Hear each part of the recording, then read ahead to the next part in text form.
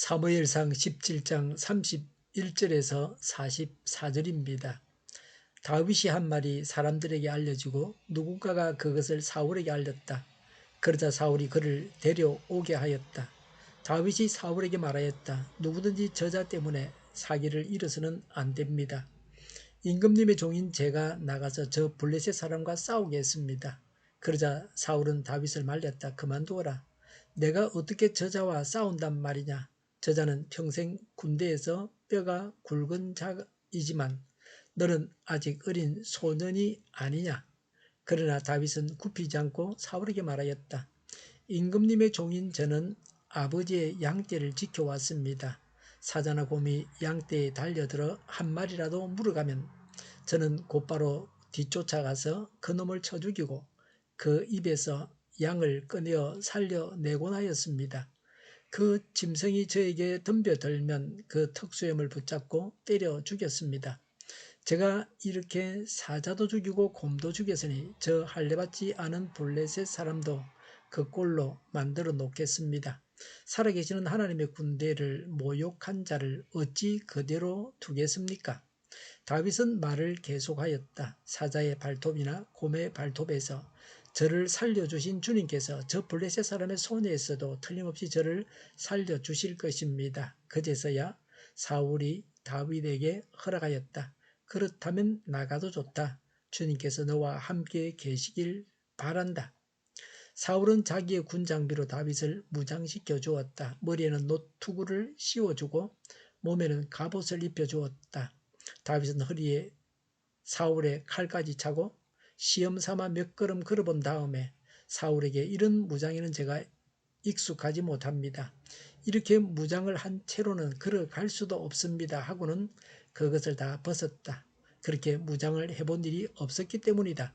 그런 다음에 다윗은 목동의 지팡이를 들고 시냇가에서 돌 5개를 골라서 자기가 메고 다니던 목동의 도구인 주머니에 집어 넣은 다음 자기가 쓰던 무림매를 손에 들고 그 블레셋 사람에게 가까이 나아갔다.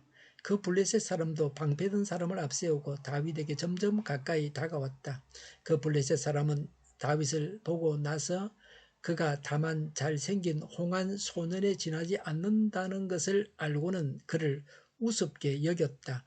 그 블레셋 사람은 다윗에게 막대기를 들고 나에게로 나아오다니 내가 나를 개로 여기는 것이냐 하고 묻고는 자기 신들의 이름으로 다윗을 저주하였다. 그 블레셋 사람이 다윗에게 말하였다. 어서 내 앞으로 오너라. 내가 너의 살점을 공중의 새와 들짐승의 밥으로 만들어 주마. 아멘. 다윗과 사울의 만남입니다. 다윗이 사울을 설득했습니다. 31절에 다윗이 한 말이 사람들에게 알려지고 누군가가 그것을 사울에게 알렸습니다. 그러자 사울이 다윗을 데려오게 했습니다. 이렇게 해서 다윗과 사울이 만나게 됩니다. 사울 왕이 얼마나 다급했는지를 알 수 있습니다. 지푸라기라도 잡는 심정이었을 것입니다. 32절에 다윗이 사울에게 말하였습니다. 누구든지 저자 때문에 사기를 잃어서는 안 됩니다. 임금님의 종인 제가 나가서 저 블레셋 사람과 싸우겠습니다. 라고 했습니다. 다윗의 용명이 돋보입니다. 제가 출전하겠습니다. 라고 제의했습니다. 33절에 사울이 다윗을 말렸습니다. 그만두어라. 내가 어떻게 저자와 싸운단 말이냐. 저자는 평생 군대에서 뼈가 굵은 자이지만 너는 아직 어린 소년이 아니냐. 라고 했습니다. 사울 왕은 일반적인 생각으로 다윗을 말렸습니다. 다윗은 자기의 실력을 또 자기가 겪었던 일들을 신앙 간증을 하고 있습니다. 34절 35절에 다윗이 말하기를 아버지의 양떼를 지키면서 양을 물어가는 사자나 곰을 때려 죽였다고 했습니다. 36절에 할례받지 않은 골리앗도 그렇게 만들겠다고 했습니다. 하나님의 군대를 모욕하는 자를 그대로 둘 수 없다고 했습니다. 37절에 사자나 곰의 발톱에서 살려주신 하나님께서 저 블레셋 사람의 손에서도 저를 틀림없이 살려주실 것입니다. 라고 했습니다. 다윗이 골리앗을 쳐 죽인 것은 우연한 일은 아닙니다. 평소의 실력이었습니다. 다윗의 전투력, 싸울 수 있는 능력은 신앙의 탄탄한 기초를 두고 있었습니다. 다윗은 평소에 목동으로 맹수를 때려 잡았던 경력이 돋보입니다. 이런 일은 아무나 할 수 있는 일이 아닙니다. 경력은 무시하지 못합니다. 이 말이 사울에게 한 가닥 신뢰를 줬습니다. 작은 희망이 있다고 하는 것입니다. 다윗에게는 맹수를 잡던 실력이 골리앗을 대적하는 훈련이 되었습니다. 제가 이전에 힘들게 공부하던 경험이 있어서 어떤 어려운 일이 다가와도 포기하지 않고 그 일을 해내게 합니다. 37절에 사울이 허락했습니다. 주님께서 너와 함께 계시길 바란다고 했습니다. 상을 틀림없이 주겠다는 말이 없는 것으로 봐서 사울도 다윗이 이길 것이라고 하는 확신이 없었던 것 같습니다. 대책이 없으니까 혹시나 하는 마음으로 다윗에게 맡겼습니다. 다윗의 출전을 준비합니다. 38절에 사울은 자기의 군 장비로 다윗을 무장시켜 줬습니다. 평상시 같으면 있을 수 없는 일입니다. 누가 감히 왕이 입는 무장을 하고서 전쟁에 나갑니까? 그러나 그때는 국가적인 위기의 때입니다. 감히 나라를 위해서 목숨을 걸고 나가는 자가 없었습니다. 그리고 다윗은 어린 소년으로 자원했습니다. 그래서 사울이 감동했습니다. 하나님과 사람을 감동시키는 자가 되어야 합니다. 39절에 다윗은 무장을 해본 적이 없어서 무장을 하고서는 걸어갈 수도 없었습니다. 사울 왕의 호의도 다윗에게는 소용이 없었습니다. 사울이 자기 무장을 다윗에게 준 것은 골리앗이 무장하고 나온 것을 봤기 때문입니다. 사울의 이런 시도는 다윗의 형편을 몰라서 한 것입니다. 옷도 자기 몸에 맞아야 되지. 어린애가 어떻게 어른들이 장성한 사람이 입는 그런 무장을 하고서 전쟁터에 나가면 어떻게 되겠습니까?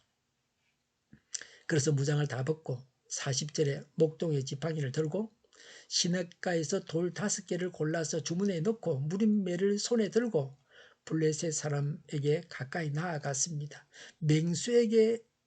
맹수와 싸울 때와 똑같은 그런 복장을 하고 또 그런 것을 가지고 나아갔습니다. 평소에 그가 하던 대로 했습니다. 하나님은 우리가 가지고 있는 것을 사용하십니다. 하나님께서 주신 은사와 재능을 평소에 잘 살려둬야 합니다. 그래야 하나님께서 준비된 사람을 사용하십니다. 무엇이든지 자기한테 맞아야 됩니다. 다윗은 자기 나라를 구원한 구원자가 됩니다.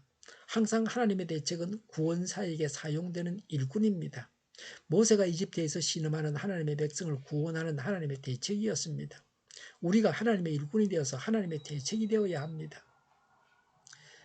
골리앗의 반응입니다. 41절에 방패를 든 사람을 앞세우고 가까이 다가왔습니다.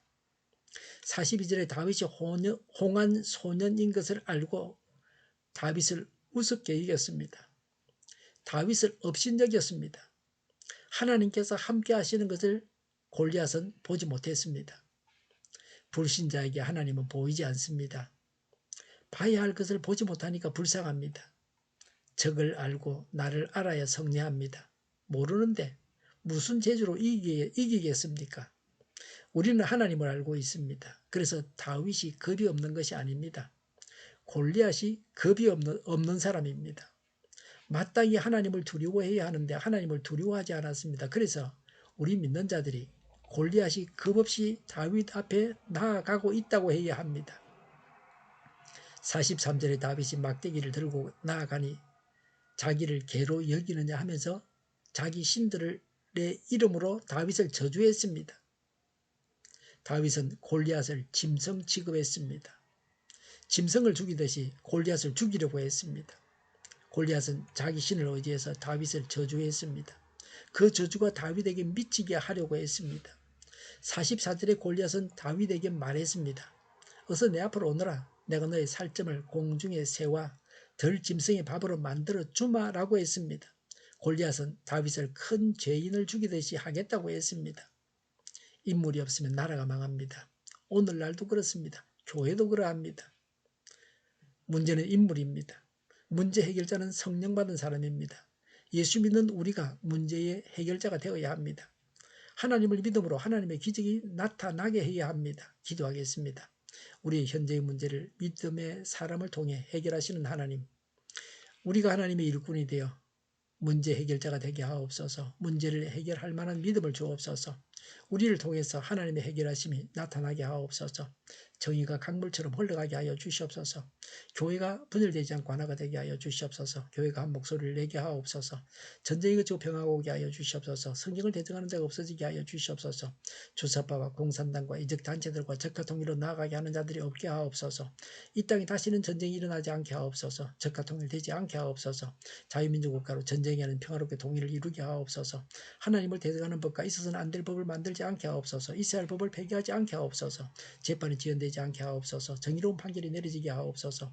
정치적 판결을 하는 자들과 악한 판결을 하는 자들이 사라지게 하옵소서. 일하는 자들이 정당한 대우를 받게 하여 주시옵소서. 놀고 먹는 자가 없게 하여 주시옵소서.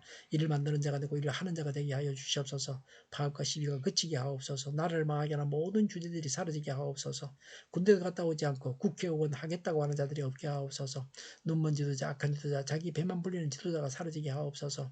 앞을 보고 선한 것을 분별해 살고 앞길을 제시하고 섬기는 지도자만 있게 하여 주시옵소서. 하나님께서 주신 건세로 섬기는 자가 강해지게 하옵소서. 지도자들과 이 백성들에게 선한 것을 분별하는 지혜를 주옵소서. 나아갈 길을 알게 하시고 취할 것과 버릴 것을 알고 행하여 흥하게 하옵소서. 적절한 때 고칠 것을 고치게 하옵소서. 업무 방해가 없게 하시고 업무에 충실하게 하옵소서. 쓰레기 더미를 뒤지지 말고 성경에서 보물을 찾게 하옵소서. 기도하는 기쁨, 응답받는 기쁨, 성도들이 모여서 교제하는 기쁨, 말씀이 주는 기쁨, 예배드리는 기쁨을 누리게 하옵소서. 오늘도 주일 준비를 잘하고 내일은 하나님 앞에 아름다운 예배를 드리게 하옵소서. 우리 통일교회가 만군은 집하게 하여 주시옵소서. 저희의 간절한 간구에 응답하여 주시옵소서. 예수 이름으로 명하노니 모든 병만은 물러가고 몸의 모든 부분들을 온전하게 될지어다. 신유의 기적을 베푸셔서 지금도 저희의 질병을 고쳐 주시옵소서. 병중에 있는 모든 자들을 고치시고 온전케 하여 주시옵소서. 갇힌 자를 풀어서 자유하게 하여 주시옵소서. 저희와 교회와 이 나라의 민족을 불쌍히 여겨 주시옵소서. 모든 악한 것들을 제거하여 주시옵소서. 하나님께서 기뻐하시는 교회와 나라가 되게 하시며 경제가 나아지고 경상수지와 무역수지가 흑자를 유지하게 하시며 출산율이 올라가고 출산의 기쁨을 누리게 하여 주시옵소서. 가공음식들이 건강하게 하는 먹을거리가 되게 하시며 늘 맑은 공기를 마실 수 있게 하여 주시옵소서. 의료의 문제들이 해결되게 하시며 의사들이 제자리로 돌아오게 하여 주시옵소서.